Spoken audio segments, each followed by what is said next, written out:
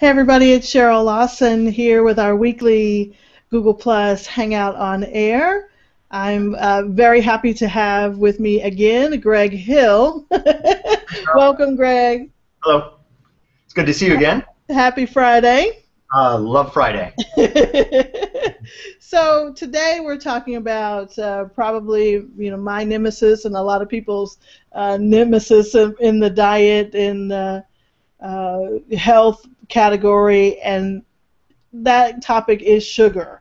And Sugar. so, some of us, I do hear tell that there are some people who don't have a sweet tooth, and They kind of just gravitate towards those savories, and they don't have a big issue, right? yeah, exactly. So these are for the people who might have a sweet tooth, or might even just be more concerned about where to find sugar and whether or not they may be getting too much of it, even in their regular diets. Yes. Yeah, indeed. So let's first talk about the good parts of sugar. I know one of your comments earlier was that sugar is a vital part of our body function, to keep our body functional. So tell me a little bit about the good parts of sugar before we start talking about. That's right. I mean, sugar is widely available in many of the foods that we eat, and of course many natural foods as well. And so our bodies are smart enough to, of course, know this and understand how to process and use it. And from the early days, sugar has been a vital component for necessary for brain function, for energy, for moving fast, and getting out of the way of yourself or getting out of the way of a potential threat. And it's one of those things that people they understand that, they know it's absolutely vital, and we know it's key. But as you mentioned in our introduction, it is found, of course, naturally in foods, and then as a synthetic or something that is added or manufactured in some way to many other foods, many foods that we would not even expect as well. And so, there are many consequences to that, and there's a lot of research and a lot of discussion around it. And of course, we've got people on both sides of the fence that would say that not only sugars but artificial sweeteners in moderation are acceptable, and there's no health concerns there. And then of course there's the other side of the fence that says, hey, really, if you're adding any sort of a sugar on top of what's coming natural in your foods, and especially some of the artificial sweeteners, that can be very harmful and detrimental. And so we've got a big discussion and sort of a big debate on what the right answer is. And hopefully during our talk today, you and I, Cheryl, we can at least just bring out some of the the facts that we know about sugar, and some of the things that we question and we're not so sure on. But at the end of it, I'm hoping this can be some guidance for people to say, okay, let's look at my my typical diet, the way I live, the things that I consume, whether it's food, drink, supplements, what may be necessary in the gym just to give you some energy for the treadmill or working out. Is it safe? Is it effective? And are there alternatives that could potentially be a healthier option? And so, when you and I were chatting earlier in the week about, gosh, what is what's the one thing that we really want to get out there and chat about, and especially in light of, removing certain food allergens or inflammatory components. Sugar happens to be in one of those groups, along with some other, food products that often show up in processed foods as well. So it was a great topic. It's very timely, and I think we'll have a nice time chatting about all the elements of sugar and what it means to us as a community. Right. So I titled this "The 10 Things That Sugar's Doing to Our Bodies," but it's amazing that it does affect a lot of things that you just mentioned, and we'll talk about. But let's talk about, to me, I think is one of the more important things, is how does sugar affect our organs, kidney, liver function, things like that? Yeah, yeah. Sugar. So sugar again is consumed and then it gets processed by the body, and so we can appreciate when you eat food and we drink water, that food gets digested and broken down, and oftentimes as as a human not really looking at the true physiology of of our species, you picture going into the stomach, it gets absorbed in the blood, and then some stuff happens, and we're able to use some of it, and we have some energy, we feel good, we may feel less hungry or more hungry. But at the end of the day, all of that sugar, which gets into the bloodstream, gets lifted through the cell wall and basically to its target destination. And all of our tissues and our skin and our organs are, of course, made up of many, many cells. And in each one of those cells, sugar is going to be used in each one of those to carry out some sort of a function. Now, that's great news again when we're doing that from a natural standpoint, and it's from the foods that occur naturally. But when we add large amounts of sugar, that can accumulate. Actually, the byproducts of sugar and some of the things that occur can accumulate in the organs, and that could be in many different tissues in the organs, and primarily it tends to show up in the liver, and the liver being one of those areas that's trying to clean and detoxify and really sort of keep our body optimally performing. Once we have that accumulation of the sugars and the byproducts, a lot of damage can occur, and we've been talking now for the last, oh gosh, I guess it's about 3 weeks. And the one word that kind of keeps coming back over and over is inflammation. And many, many things that, as a matter of fact, if it really isn't providing sustenance to your body and a key component in its in its proper amount, then it's really performing more of an inflammatory function on the body. And when that occurs, we're constantly trying to correct that, and possibly in some cases, if we don't know about it, sustain it just at a level that it doesn't get worse. And so, it's really a great question because it's one of the long-term effects. It's really kind of at the almost at the end stage of what goes on with a sugar overabundance, that the organs start to accumulate in these products and really become damaging.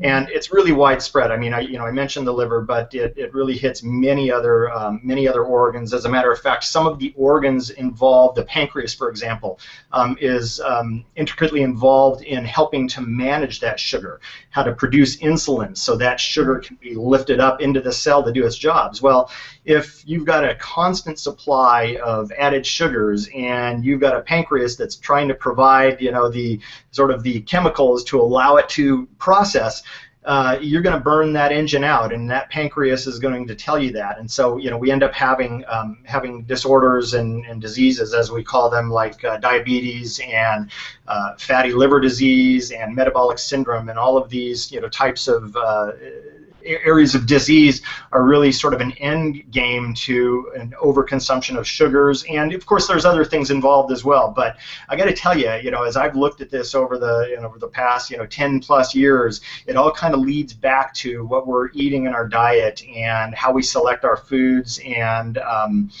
it's a difficult balance because people love sugar. I mean, our body, back when we were sort of hunting and gathering, the body knew that sweet foods that you would find, in carrots and vegetables that are, frequently found just out on the, in the natural wilderness, they would have enough sugars to tell the body, hey, yes, this is calorie rich and dense, you want to consume more of these. Now what's happened though is we're adding so much sugar that it sort of tricks the body into thinking, gosh, I've got something really calorie dense and exciting and sustaining, and oftentimes it's just an empty shell that's fooling. It says, hey, I've kind of given you a little nudge for the next 10 to 20 minutes, but after that, we really don't have anything to back up our claim of having a sustaining food. Right. That's a great explanation of that. Yeah, hopefully it makes sense. Yeah, I love that. So you talked about the pancreas, liver, kidney. What about the heart? How does sugar affect heart health? Yeah, for sure. Well, it's a great question, mainly because heart health is, it's our biggest, sort of our biggest nemesis in this country, and trying to sort of cut down on the prevalence of cardiovascular disease. And so sugar is one of those things that, heart being an organ, it also has, similar in different tissues as many of these other organs, but it is affected the same as the other ones as far as an overabundance of sugar. There is some research to suggest that, especially with heart health and vascular health, especially within the vessels, that there is some remodeling that occurs that makes them a little more stiff and less pliable. Really plays havoc with blood pressure and management of fluids within the body, and then of course, the heart being the main pump for that circulatory system, it's going to feel those effects as well. And so, it's a great question. It's not the first one that comes to mind, but really when we take a look at the heart, it again is sort of in that final stages of taking up the abuse after having a long-standing metabolic disorder or diabetes or just even a blood sugar management issue. I mean, there are just many different things that we apply labels to. But as you and I have talked in the last couple of weeks, when we look at it from a functional standpoint, we kind of get rid of those labels and those boxes and assigning a name to somebody's physical condition. And we look upstream once again to the functional area in which that damage and inflammation is occurring. And so it's really nice to think of it that way, because we can sort of look at and say, gosh, I've got high blood pressure, I've got obesity through the trunk, I have poor sleep habits, my feet hurt, I often have indigestion, and we can call all of those different symptoms of disease a label that comes with a disease name. However, it all comes back to what's going on, functionally upstream, and saying, okay, what are you eating, what are you not, how much sugar, how much added sugar, or what are you eating from natural foods, how much fiber, water, the other things we've talked about from fats and proteins, and sugar being in that mix. It's a very delicate balance, and it has to be you have to be thoughtful about it. And I'd like to, back in the old days, I'd say, gosh, it's really a difficult job. I mean, it's tough on consumers and individuals to, figure out what's right. Do I have to count calories? Do I have to look at the backs and labels? And, I would maintain it's not as hard as, as we've made it out to be. And I'm sure as you and I chat, we'll be able to uncover some of those, some of my little tricks to be able to try and still give yourself a healthy, sustaining life, and enjoy the tastes and the foods that you cook and buy, and enjoy even out on the streets and at restaurants and things like that. Wonderful. So we have Johnny who is joining us, and Johnny asked about StepOne Health. So I'm not sure if that's wondering what StepOne Health is, but Gregg is our director of clinical side for StepOne Health, and StepOne Health is a marketplace where we kind of gather all of these resources and expertise together, and helping individuals kind of find the best solutions for their health. And it all starts with a baseline of your own numbers. And I'm going to kind of jump to another topic, because I just mentioned baseline, and so we were talking about sugar and glucose levels, and so I know that knowing your sugar levels or your glucose levels is one benefit to get started in whether you're making a change or not. So you might want to talk a little bit about how knowing the level and what the level says about our health and sugar. Particular. Yeah, that is a great point, and I appreciate Johnny for bringing that up and actually letting you kind of demonstrate and talk about what StepOne Health is trying to achieve, because it's really the reason that you and I are chatting like this is, for the first time ever, we have developed this concept where we're trying to bring together communities and experts, and then of course in the middle we've got the ability to perform diagnostics and other services, all within the health space, and it couldn't be everything were perfectly timed, especially with the Affordable Care Act, coming into play. There are so many people demanding resources, time, information, and of course, vetted, quality and trusted information that has, some sort of depth and expertise behind it. And so, StepOne Health, of course, is just one of those places where we will take, obviously, baseline lab data, the thing that we were just talking about, and we'll talk about in just a moment, all the way through to more complex and deeper diagnostics that look at true inflammation within the body, like histamine and homocysteine and some of the other things that within the community say, gosh, I'm pretty dialed in, I think I eat right, I'm on a Mediterranean diet, I work out every day, but I'm still, I've still got, either poor sleep or, still carrying something around the tummy. And again, one of the first steps we take is to say, okay, well, appraise yourself, and of course you talk about your symptoms and what you've got going on, and then we get that baseline, which is the balance sheet. It's the black and white, it's the numbers, it's the data, and says, here's what you look like today. And anyone who has had just a regular physical or work physical, or of course if you're part of a health services program at your employer,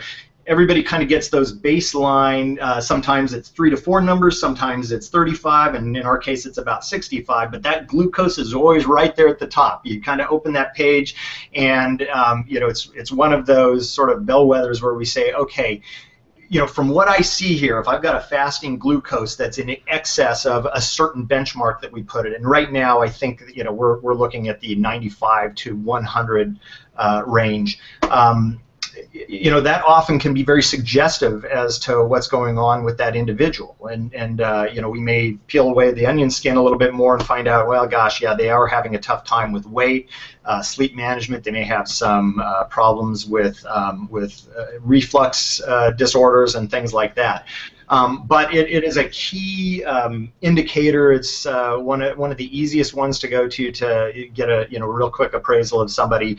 But once again, as we've talked about, it's just one of those indicators, and it's really no substitution for a provider, a board-certified provider, looking at you, putting a stethoscope on you, touching your skin, looking at the mouth and ears and all that. I mean, anything that we do virtually is really no substitute for a live encounter, but it certainly helps. And what we try to do is give the consumer enough information and enough depth within their toolbox to understand what their numbers are, to track it. As you know, each one of our results are trackable and trendable because they're all discrete numbers. And with all of that information and the data, and of course your private, personal, portable health record with you, you've got a tremendous amount of power that you didn't have before to be able to discuss with other individuals, whether it's another specialist, your primary care physician, it might be the doc over at the ER to where you have been admitted for an asthma exacerbation, could be anything, but the power of having that portable record and trending, and especially if people are tuning in for the first time and saying, okay, how does this work? What do I want to do? Where do I start to improve and have long-lasting changes? This is where we start. We start with the baseline. We look at that glucose, and we kind of take it from there. Kind of look at the chemistries next, and we're looking at metabolic indicators, and of course cholesterols. And cholesterols are somewhat tied and related to what's going on with the sugars. So it's great. Hey, that's a good point. And so how that's something that I don't think I realized that sugar affects your cholesterol levels. How so? Yeah, it's a great question, because so many times when I have done my conversations with my patients in office, or even my virtual chats from an educational standpoint, there always is that question as to, okay, yeah, if I have a cholesterol that's high and I have glucose here, how do those two relate? Well, as we get back to looking at what the body needs from sugar, and then when we look at the added sugars and the amount of sugar the body doesn't need, well, that amount that it doesn't need, it doesn't simply go, oh, okay, I think I'll go ahead and just flush that out and you're on your way. Have a great weekend and go on to the same habits you had before. It really doesn't work that way. And again, when we have any of this inflammation from products that are either not supposed to be there or are in there in such an abundance that it's at unhealthy levels, that inflammatory sort of dysregulation, and that's a great way to look at it. I mean, it's really it adds to the dysregulation of the body. And so the of course positive word being regulation. The body is very well regulated. It's very, very efficient. It does a great job of managing its metabolism, its tissue repair when we get sick. I mean, it's really a fantastic machine, and we really don't do it any favors the way we typically eat. And I'm in that category as well, though I try to put myself in kind of a higher end and thinking about it.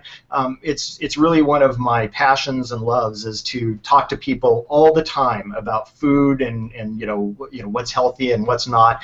And it's not that I tend to hold myself in an area where I know enough to do some good work, but there are other opinions, and I love engaging in those conversations and learning about that. But getting kind of back to the question about sugar and cholesterol, that dysregulation plays heavily into how cholesterols are manufactured, how they're managed, and how they're stored. And oftentimes that accumulation of cholesterol will carry unhealthy products to areas where you don't want it to collect. It will be within your bloodstream, and it will not process and move around nutrients and waste as efficiently as it should as well. And it's just a huge problem. Now, there again, I've even been reading in the last couple of days. I, of course, am on a mailing list for many different health advocates, and one I was reading today by Chris Kresser.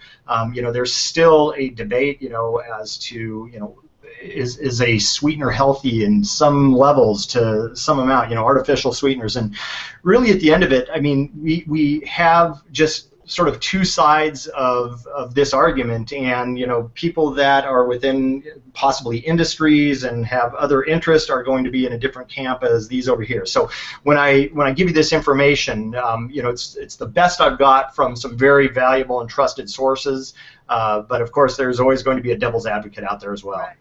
So you talked about inflammation, and I mean I deal with it personally, and so no doubt because I deal with the whole sugar addiction piece. But so inflammation is swelling of joint. What is inflammation? First of all, how does inflammation manifest itself? We hear a lot of people talk about it, but and each person probably experiences it something different. But how does inflammation manifest itself, and then how does sugar impact that inflammation itself?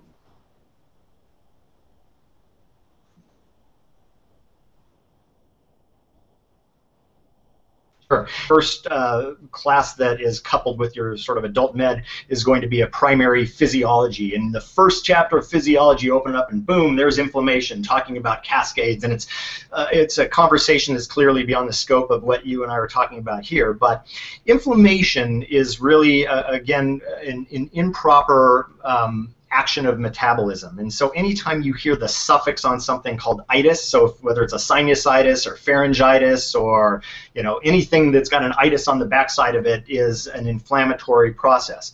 Now, as consumers and health consumers and people that have been around, for many years, we of course have had inflammation when we've sprained a wrist, or when we have, we've hit our head, or we may have tissues within our throat or in our nose that you can see are red and inflamed, and essentially it's when the body recognizes, as I call it, an insult. It's something that is either foreign or just something it doesn't like. It may be pain, pressure, it's any number of different things.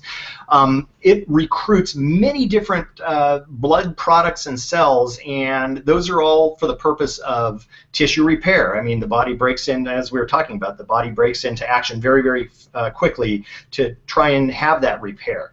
But along with that comes a lot of water and other different things that produce that swelling and redness and heat. And that's why with an acute injury, we may want to put a little bit of ice to reduce swelling. But inflammation is sort of a necessary part of tissue repair. And my thought is this: boy, gosh, wouldn't it be great if we could either minimize or completely alleviate the inflammation just by our activities of daily living to the point where we're really not having to deal with inflammation from from a standpoint of from an organic standpoint, and that's what you're eating, or even on a surface standpoint where you're having to take ibuprofen and Tylenol to kind of quell and push down the effects of inflammation. Mm-hmm. So we talked about energy level, right? So I've heard of and experienced the sugar spike, but how does maybe too much sugar or sugar affect your energy level in the long run, right? So you talked about the energy drink, and is that something that some people can have before they work out and get them through the workout, or how does sugar really affect that? Sure. Well, yeah, you're going to probably gather really quickly that I'm not a big fan of added sugars, and especially of energy drinks and any other sugar drinks as well. Sugar is it's one of those things that, if you recall when I was talking about naturally occurring sugar in plants and other foods, and the body was originally conditioned to recognize this as being a calorie-rich and dense food. And so when you don't have that sort of the bang to pack, that's behind it, you're going to end up again with those empty calories. And instead of the body saying, "Gosh, I'm full, I'm sustained, we're going to go on our way," of course it's going to tell you, "I have used all the sugar you've already given me. Please give me more," and we'll send that signal. And that signal doesn't become any less pervasive as we, sort of make these habits more long-lasting and sustained. That addiction and that sugar rush and the downside and the body saying, "Hey, I want more of my drug to be able to feel better," that vicious cycle continues, and it continually gets worse into the point where we start, of course, having more of those receptors accumulating around the abdomen and other body tissues. And the more of those receptors that are produced, the more it's going to be looking for that added sugar and trying to get it from wherever it can. So I kind of say it jokingly, but is there such a thing as a sugar addiction? Well, I think there is, and there's of course on both sides of the fence. Some of the great research. Oh gosh. I know Grain Brain is a really decent read that talks about some of the effects of sugar on the brain and neurotransmitters, on behavioral health, on mood, on emotion. Again, it's a product, a nutritional product that is used in every cell in the body, and therefore, when we don't have proper regulation and management, and we have either dysfunction or a perversion of those systems, the body is going to tell you, and it's going to tell you, sometimes quickly, sometimes over a lifetime. But we start to kind of realize that as we get into our late 30s and 40s and kind of going into older age, that our bodies, the metabolism, the sum of what we're building up and breaking down, kind of tends to be more on the building up side, and we don't have as much of an opportunity to break down some of these unhealthy nutritional or unhealthy food products, let's call them. Mm-hmm. So you mentioned that the process of drinking or eating the empty calorie, your body using it up, and then saying, okay, it's time now for more sugar. That sounds pretty close to an addiction to me. That sounds pretty close to an addiction. So you're really, when I talk about addiction, I look at the body. Typically, addiction says the body requires whatever this compound is, for proper functioning. Really, what happens with our sugar addiction, it's more of an intolerance to sugar, to where you're eating it and you feel sort of crappy, but you want it again. And believe it or not, I actually got into that cycle a little bit. It was actually during my didactic school years where I started doing some of the energy drinks just to be able to stay up late and study. And I would find a couple of different things with that. It would be this almost unquenchable craving, the drinking of this, this energy drink, loving every second of it, feeling horrible for probably 2 or 3 hours after that, and then wanting another one. I mean, it's just a crazy cycle, and of course my colleagues and students, we just kind of laugh at this, but it truly is and was an unhealthy habit, and not something I'm tremendously proud of. But it's relevant and topical, and it makes some sense. It's something that I've seen patients who have taken some of the concentrated energy drinks and drank right out of the bottle, and sometimes these folks end up on a little ambulance ride because their heart isn't prepared to take that kind of an energy load. I actually have a story, an event that I did years ago. We had an energy drink. It was new out, and the activity, the people in attendance were very active, and young people were just, drinking it like it was water, and in fact drinking it instead of water. And and we had to actually hide the products. It was a sponsor, and we wanted them to experience it, but people were actually passing out because they were drinking the energy drinks instead of water. So we actually had to hide the products from our attendees, which I was going to say not a huge endorsement, but here's what I loved that I loved your story, because it gives me a great segue into the next topic, and that is water. I mean, it's one of those things that we're talking about sugar right now, you and I, to kind of give people a framework and an approach to say, here's how you should think about sugars, be selective in your choices with foods. But interestingly, what happens when we get this process really dialed in and we're really efficient at it, one of the great byproducts of that is proper weight management. And so many times, I mean, and over the years, there's been many different diets and fads that point to this weight loss program or this sort of weight training program. Well, the great news is when we approach things where we're taking care of the process, really the results take care of themselves. And it's one of those things that I'll tell patients and other folks that I talk to. I say, don't worry so much about losing weight, because we don't really know whether you need to lose weight or gain weight or stay the same. But what will happen is if you're eating an optimal diet and you're drinking plenty of water, and we're going to talk about water in a minute as well, that weight is going to land sort of where it needs to be. Now, that being said, there are, of course, as we've talked about, there are some other deeper reaching issues that we can, explore down the line that may have to do with, a genetic expression of something that does not allow you to metabolize folate or, any other, some of these other products. And we'll reserve that for another discussion. But the importance of eating the right thing, and then of course adding water. And I used to tell people you really should look at that 8x8 rule, eating or drinking 8 glasses of 8 ounces of water every single day. And I think we're maybe shortchanging ourselves on that. I think it's actually a little bit more. I want to say that it's closer to 90 some ounces as opposed to 64 ounces for men and a smaller fraction for women. But the key here is that when we're eating those nutritionally dense foods that I was talking about, they tend to be higher in fiber as well. And of course, the less nutritionally, and calorically rich foods tend to be lower in fiber. And fiber is one of those things that really, it's so wonderful for the body as far as the way it maintains its digestion, your gut health, your bowel function. It's a wonderful way to help with weight loss, because it's just key as far as being able to help with management of water.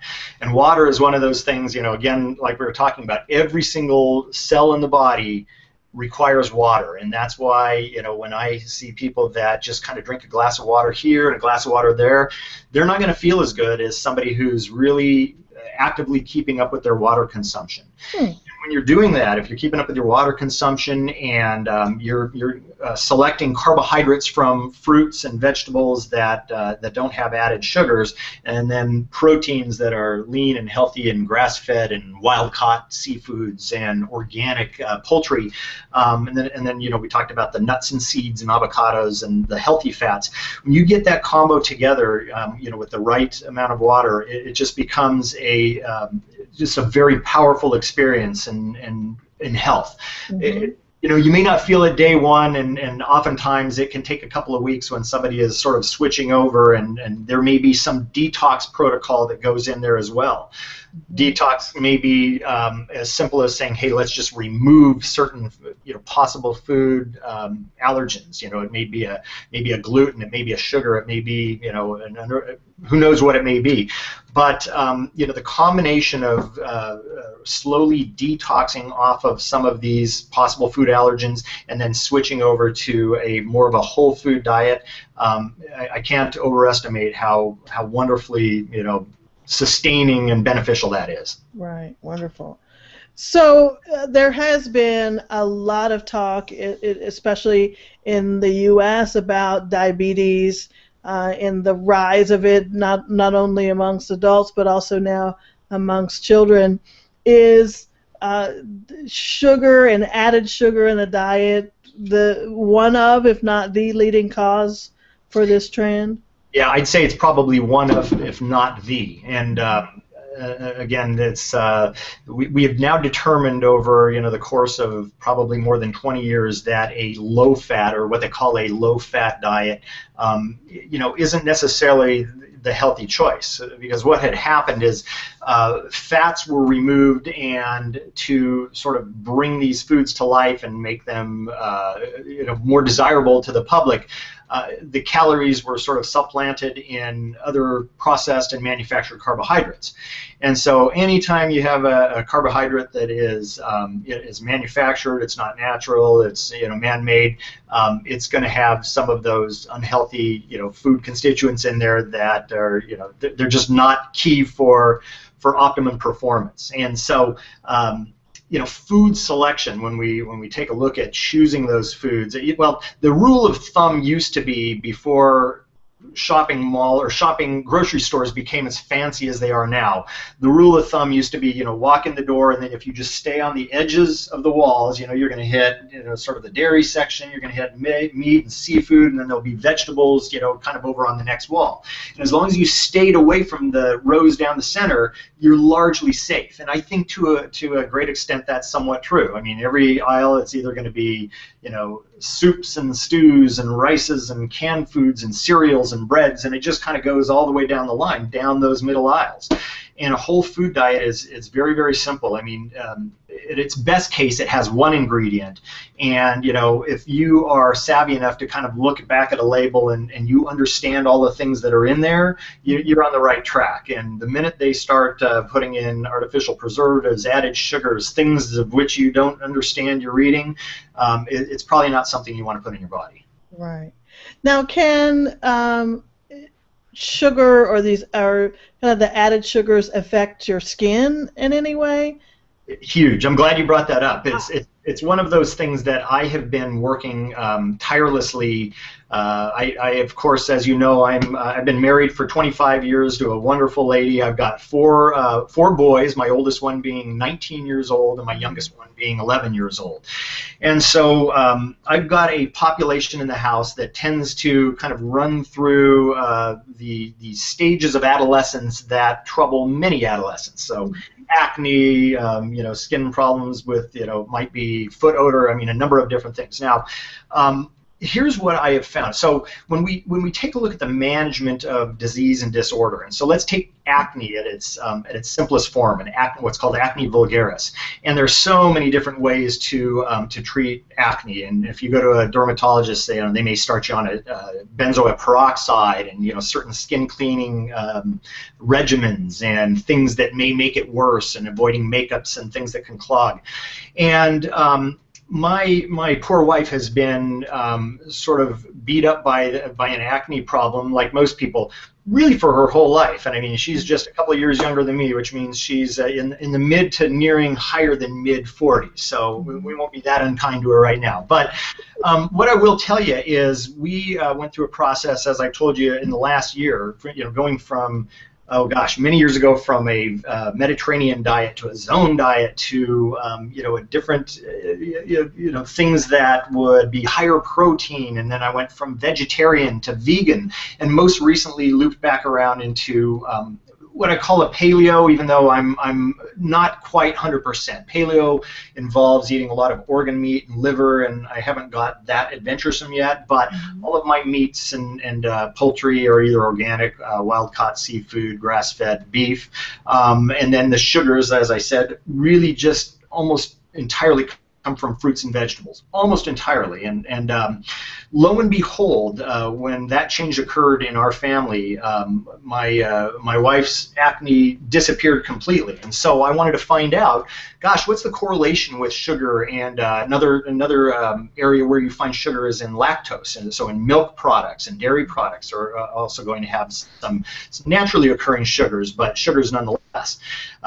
Anyway, the elimination of that, really made those problems disappear. Now, of course, that's a study of one, and so I've attempted to, there's no huge money in studies of many to say, hey, let's eliminate sugar, or let's, have more fruits and vegetables. That doesn't sell a lot of product, let's say. Right. But anyway, that study of one, and my discussions with some of the other experts in the field, and of course I've talked to Regina Bruges on the genomic side of it, and I find that to be very consistent, that sugar is really a key player in some of the skin disorders that we may not want. Now, again, that's not a one-to-one evidence base, but I've found that to be it seems to be a correlation there. And the great news is, if you're a consumer, you're saying, oh gosh, dude, I mean, if you don't know the facts, is it right, is it wrong? Well, the great thing about elimination detox is you can say, why don't I eliminate sugar, all sugars from my diet? 2 weeks, just do it for 2 weeks. See how you feel. What are the changes? And my thought is you're going to have some positive changes. You're going to be well sustained by the other whole foods, a combination of leafy green vegetables, colorful vegetables, cruciferous vegetables, fruits, and then the proteins we talked about, and then of course our healthy fats are another key component into good skin tone and good cellular components, because they are sort of a fat exterior, and that's one of those things that we don't want to say low fat anymore. We just want to have the right fats in the right amounts. Right. Okay, so we've talked all about how sugar is this bad thing, but that didn't start out that way.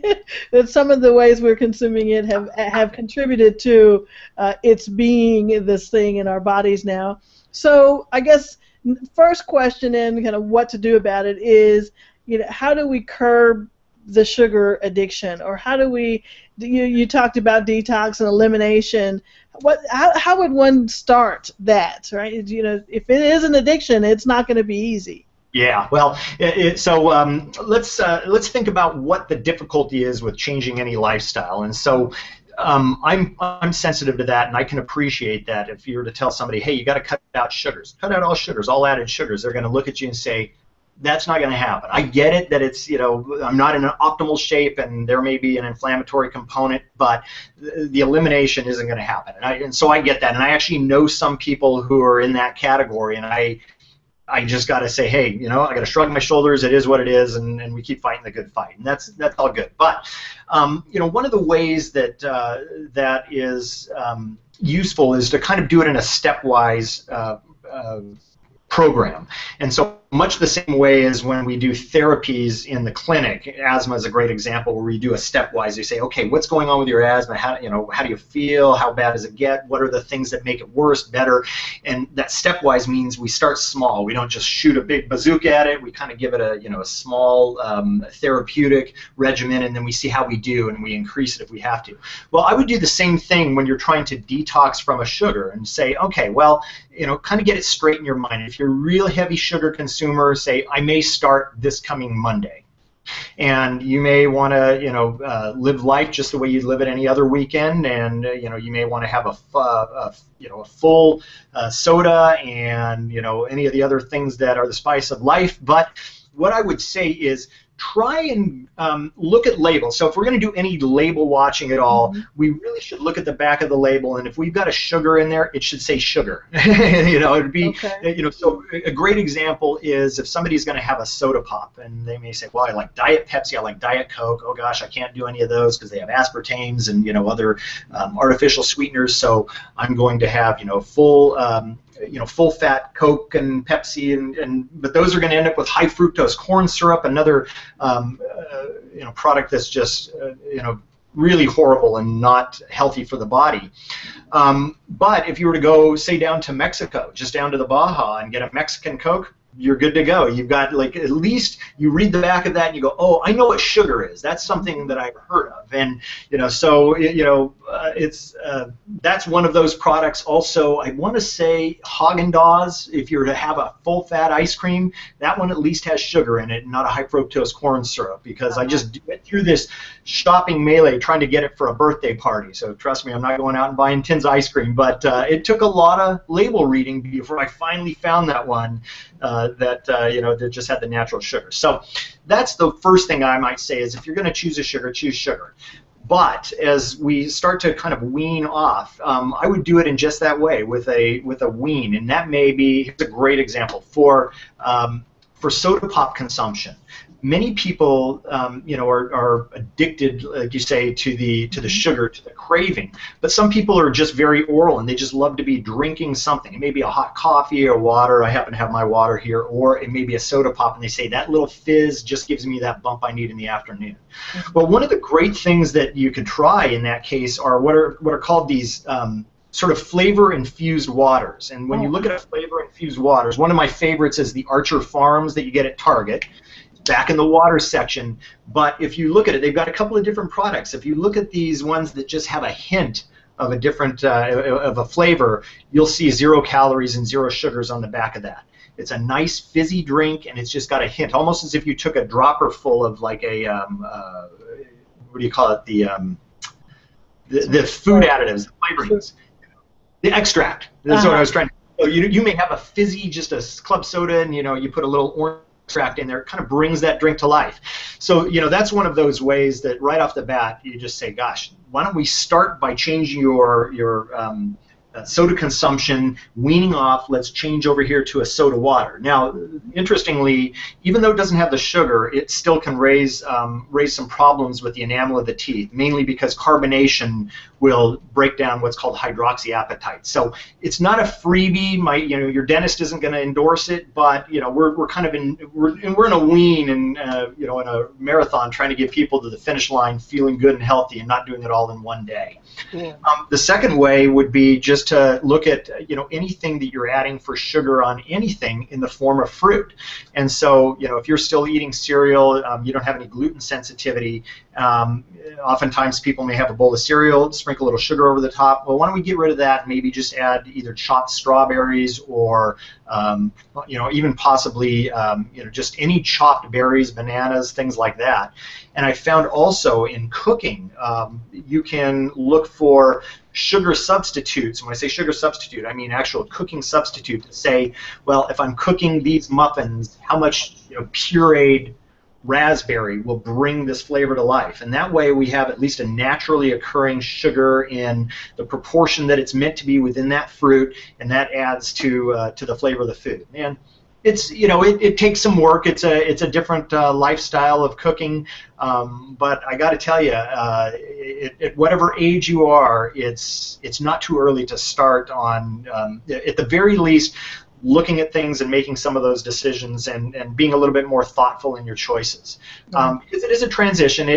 Some people may say, hey, I'm all for it. I'm going to make a hard cut over this weekend. It may be next week, a month from now, or half a year from now. But one of the key things that I'd love to be able to impress upon folks today is to, at the very least, as those articles come across in CNN, it's from the Health Line and it talks about added sugars or sodas or these types of things. Read those and start thinking about it and understanding it, because it's very topical. Once again, it's huge. I mean, we see anywhere from people trying to put out new, like you say, new energy drinks, to trying to ban large sodas in New York City and everything in between. It's a, it's a huge topic, and I think we're, right in the middle of some really great conversations to help people, again, be empowered and make their decisions, because that's what this is all about, really understanding what your options are and making the right decisions. And then if you don't have all the resources, whether it is in educational collateral or expertise that can help advise, that's what we're trying to create, a place where experts and communities and the tools are all put together to again bring this value and this service to now a system that's even going to be taxed harder, because we've got so many more people that are insured now. Great news, but on the back end, we have a primary care sort of infrastructure that isn't handled or ready to handle that kind of a workload. Wow. So the more efficient and the more knowledgeable we are as consumers, the harder hitting we are when we sit down in front of a clinician or another expert to be able to ask those difficult questions and really get the answers that they're looking for. Because it's just such a difficult thing now for our primary care, a general practitioner, to spend any more than 6 minutes, and sometimes if you're lucky one, you get 8 to 12 minutes, but it's not a really long encounter. They're very stretched, and it's a difficult job. So we want to help them out as much as possible by making sure the consumer has all of the diagnostics they've got in hand, understanding of their options, and then as they go to sit down with their their primary advisor, they say, here's what I know, tell me what you know about it. Have I got it all covered as far as testing? Is there anything else I can do? And that way, when they get that advice, they can say, I've heard of that. I understand that, the management of these sugars can, cause these liver enzymes that were higher, or, going to a Mediterranean diet is something that I should take a look at, and eliminating fast foods that are just completely inundated with added sugars. Right. So another question I just read today. So about sugar substitutes, and we've some people will switch to honey or even agave, and there's two sides to the agave argument that I didn't realize there were two sides. One that it was high in glucose, but it had a low glycemic level. So what are there good sugar substitutes, and how should we go about selecting those or choosing those? Yeah, another great question. Again, you're going to be hugely surprised. I'm not a fan of sugar substitutes, and if I do want to substitute a sugar, I will usually create my own sugar from a fruit or something like that. Mm-hmm. So that being said, I've done my fair share of trying to understand the debate on, on these substitute sugars, and something that kind of rung back to, I think it was probably my first or second day of med days, where my instructor, my professor, was impressing upon us, hey, don't let it fool you, even though it is a artificial or a sugar that is that is not the same as a sugar or a fructose or a dextrose.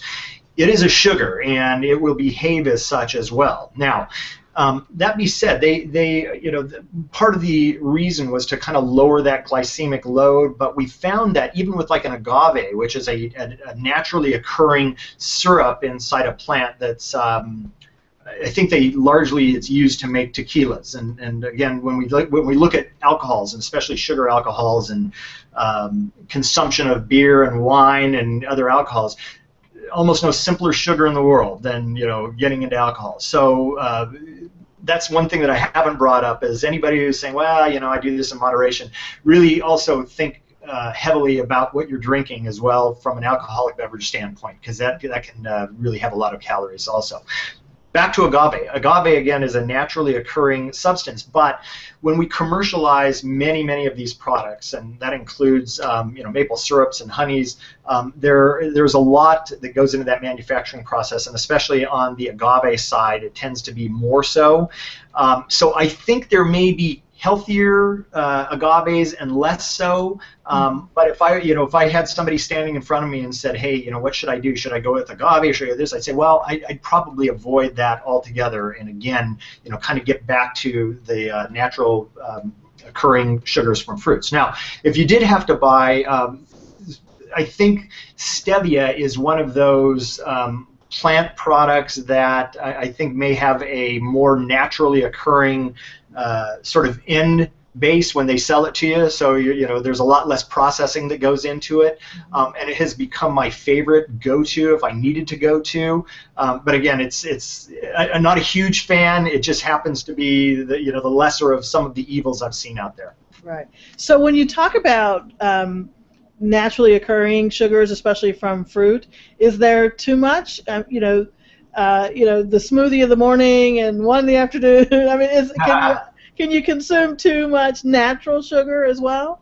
Yeah, it's a great question. My wife and I debate this all the time. She's of the belief that you can eat as much fruit as your body tells you, and your body says, hey, not enough fruit. Yeah, exactly. And so I tend to do that myself, and I have found it to be, it kind of keeps me in a set point that, oftentimes I have some guilt to say, oh gosh, that's quite a lot. That's another flat of strawberries. That's quite a lot. But I really it's one of those things that when you've got that craving, there's a couple of ways that you can take care of it. I mean, water consumption is one way because it actually fills up. It's a volume, it occupies that volume. And then, of course, eating fruits and vegetables first is going to have, some of the sugars. But fruits are, of course, in their moderation, should be healthy as well. Now, when we take a look at smoothies, so if you're making the smoothie and you say, okay, here's what's going into my smoothie. It's an organic brown egg plus, this much natural fruit and, a little bit of seaweed or something like that. That's a great smoothie, and you would be right to, have that as a main meal, several times, a couple of times a day. But keep an eye on Shake It Up and Smoothie King and the rest of them, because they often will put, I think, sometimes up to 12 to 15 teaspoons of added sugar to bring that product to life and make it so you go, God, I've had a smoothie, I'm coming back here. This is really, really good. Right. A smoothie full of sugar. So to answer your question on can you have too much fruit, I don't know. I'm trying to suss that out as well. But the good news is this: typically when you are eating things in the proportions, we put it out on the table and we have all of the food groups that are necessary for our sustenance. The body sort of craves what it wants, and it will eat as much fruit as it wants, and then kind of stop at that point. Okay, good. Well, blueberries are my, and maybe cherries too. Oh gosh, I love it. Yeah, cherries are the best. And so keep in mind as well, when we go out to purchase these things, you really want to keep it organic. Organic is, so organic again. It's one of those that's kind of that flashpoint in a big debate: is organic necessary? Is it not? But if you can kind of appreciate, the big business that goes behind heavy agriculture. Organic and especially local grown tends to make a lot more sense. As a matter of fact, there was a really great presentation a year ago when I was at your social media conference in Tulsa. There was a young lady there that talked about the local factor and how important it is. And so we're lucky here in Southern California. I have a lot of local farms, but if you don't have the local farms, look for the stores that advertise as local, and see if you can find either of those Sprouts or Whole Foods to kind of make it so that from farm to market is this far as opposed to many hours far. Exactly. Well, we're fortunate here now in Tulsa that we have a Sprouts, a Whole Foods, natural grocers, and a couple of farmers markets every week. So we do have access to a lot of good farm-to-table stuff. So yeah, for sure. Well, keep in mind as well, or actually, should everyone watching should keep in mind, just walking into a Sprouts or a Whole Foods doesn't automatically give you license to purchase everything that's on those shelves, because they are meeting a market as well, and they know what people like. And so sort of the same rules apply. You're going to have a better shot at more variety of more wholesome and organic products. And then also I found that the employees at these stores tend to be more knowledgeable in being able to give guidance in those areas as well, and that's really exciting as well. And if you can find the local ones that are even just mom and pop shops, it becomes even that much more powerful. And oftentimes you can kind of understand, where the product came from, how long ago it was picked, and they'll slice it open and say, take a look at this, try this, and you have an opportunity to be, again, empowered as a consumer, because that's what we need. We need to be able to very quickly and efficiently make our decisions that are the healthiest for ourselves and our families, and just do the best we can with the resources we have. Absolutely. Okay, I think last question. We've almost gotten to an hour. So, you talked a little bit about a sugar detox. There's several books on 21 days, 10-day detox. The weekend sugar detox.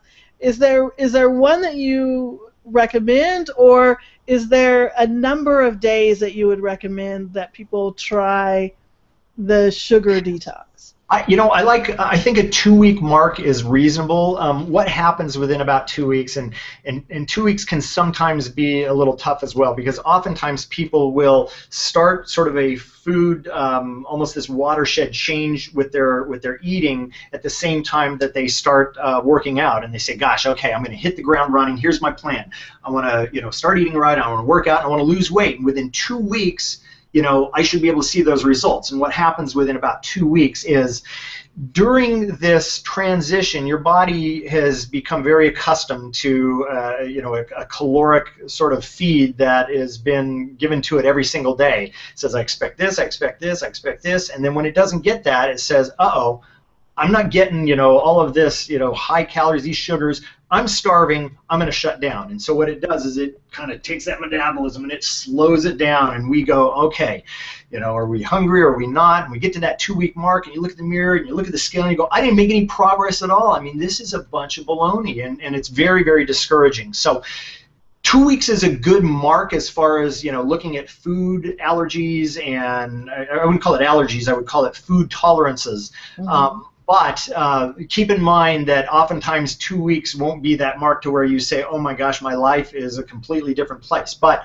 I would say this, with food, it can be very, very powerful. And the elimination of bad foods, I'd be very surprised if a listener or a consumer doesn't, or eliminates those foods and doesn't have good effects and positive effects from that. It's pretty rare. But again, we've talked about there are more far-reaching issues, and as we go to find out what those issues are, in the inflammation space or in the methylation space, none of those things can be fully recognized and realize the benefits of those therapies until you get your diet right and you figured out how to eat right and feed yourself right and detox appropriately. Mm-hmm. You asked, do I have a favorite detox? Is there one that's better than the other? I really don't know. We're actually studying that as with some of our our advisors in our clinical team,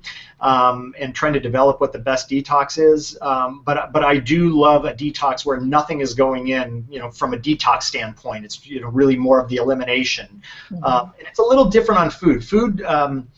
Food doesn't behave the same way, for instance, like a coffee. Coffee, of course, has the caffeine. It's a drug. Your cells, can become addicted to that and say, hey, I'm not going to give you relief till I get my coffee. And as you wean off of caffeinated coffee, frequently headaches can occur, and it's just a dysregulation, and your body kind of has to, get its bearings right again. And that would be the same with food. It just isn't as profound as the elimination of a drug that the body was used to. But the other side of the coin is really any of the food that we're putting into our body, including sugar, is a drug as well, and that's why it kind of falls under anything that changes the body composition kind of falls into that category. So an elimination detox, I think that's probably the best approach. And again, if you've got more far-reaching health issues, this is something you should always chat with your primary care provider, and just make sure that you're cognizant of what you're eating, and make sure you're feeding yourself enough of the right things, and of course stay safe and responsible. And we're always here for questions, and you've got your primary providers as well. Wonderful. Well, thank you so much, Greg. This was really Always. informative and always great talking to you. This was really helpful. So for people who are tuning in either on the Google Plus page or on YouTube, visit StepOneHealth.com, or we like to call what we do here the Science of You. So if you go to thescienceofyou.com, you can see all of the different experiences that are offered. If you click on the Start Here button, that is the baseline panel that Greg talked about earlier that also includes the blood glucose level. And once you get your results, you have an opportunity to actually speak to Greg about your results and have a recorded conversation so that when you go to your doctor and you have those 7 to 14 minutes, you are actually informed and can ask better questions so that that visit becomes very valuable to you and to your practitioner. So thanks again, Greg. I really appreciate it. And if you have questions or would like us to talk about a particular topic, please feel free to add them in the comments here or over at livefaq.com, and we'll get them answered for you. Thank you so much. Have a good weekend, Greg. It's great talking to you, Cheryl. Have a great weekend, everybody out there as well. Okay, bye-bye. Bye-bye.